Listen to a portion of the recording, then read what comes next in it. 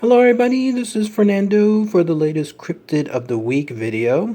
Well, for this random page entry, it has to do with a fascinating cryptid that has apparently been around for a long time. In fact, you'd have to go back several thousand years, back to the BCE era, in order to be able to notate its very first written entry. This is also a creature that has a very unique trait associated with it in terms of how it looks, also a unique action that I'll talk about more here in a minute, including as far as it being considered an omen. Even its name seems to have its own special meaning, all that of course that I'll mention here also in just one moment. But it has to do with this, and you're looking at it now. It's known as the Fang Bird. So let's go ahead and let's talk about all the fascinating info associated with this very long-lasting cryptid. So what is this Fang Bird?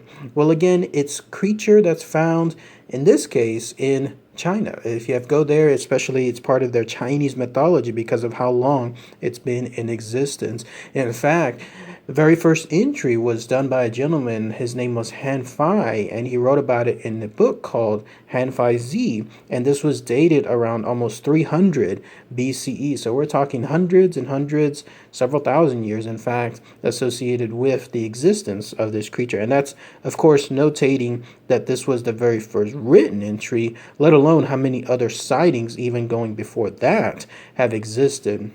But as far as how it looks, as you see it now, think of it just like one big giant bird, except for one thing. It has one leg only, and that's it. That seems to be its most unique trait as far as its physical characteristics. Otherwise, people state as far as its sightings, it has these red markings, it has these green feathers, it has this white beak as well. It could be considered to be more crane-like too. And then depending on the plumage associated with it, it also has some vibrant colors tied to that as well.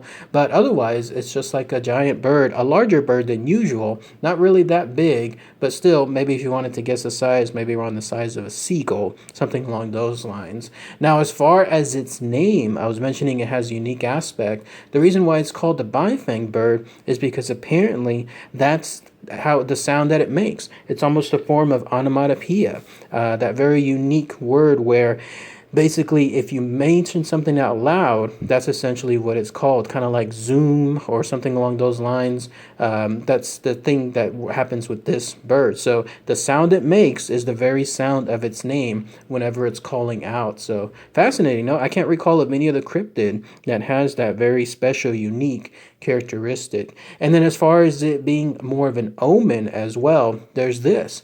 Apparently, sightings associated with it are not exactly a good thing. Anytime, in fact, this thing is sighted somewhere near a particular area, it's an omen that an inexplicable fire will then start into the town. And this town apparently may be engulfed in flames, large portions of it thereafter. Who knows how that mythology started, but it seems to be tied to this Fang bird as far as its existence, its sightings, eventually leading to those fires. There's even been this. Check out this twist. Apparently, people have stated that the bird itself actually causes the fire. And that's because known sightings have apparently had this bird carrying something, a twig, a branch, something else, carrying it with an actual beak that had fire on it. Think of that. Imagine this bird carrying that log of fire, of whatever that is, inside its mouth, and then going into someone's home on top of some area, maybe some hay here and there, and it just sets the thing down, and then the fire starts right then and there. Crazy when you think about it, but again, that's what one of the other interesting aspects associated with this bird. And then if you wanted to find out exactly where it's located, apparently it's in one area that's called Mount Zhang'e. I hope I'm saying that correctly, but Mount Zhang'e, that's also found there in China. So if you hear Fang, like in other words, that name, the way it sounds, being called out somewhere in the wild out there, especially when you're near that Mount Zhang'e, then you'll have a chance of coming across this Fang bird. If you want to go to another area to find it too, it's someplace called west of the Blue River.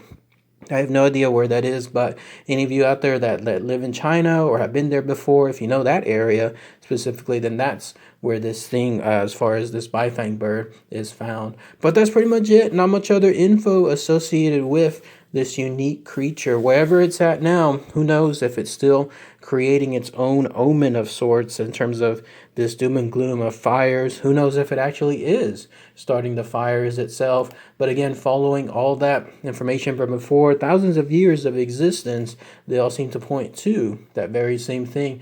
But if anyone has any more info, anything else I might have missed, then please post those comments below. In fact, so much of it has been in terms of Chinese mythology that it's been enshrined in lots of things. Like I was looking at some pictures, and some of those showcase this thing being drawn on vases, some kind of other artwork as well. So it's definitely seems like it's well known there within China as far as its Chinese mythology. So if anyone has any more info on that part, I'd love to hear about it too. So all right, everyone, thanks again as always. Take care. Bye.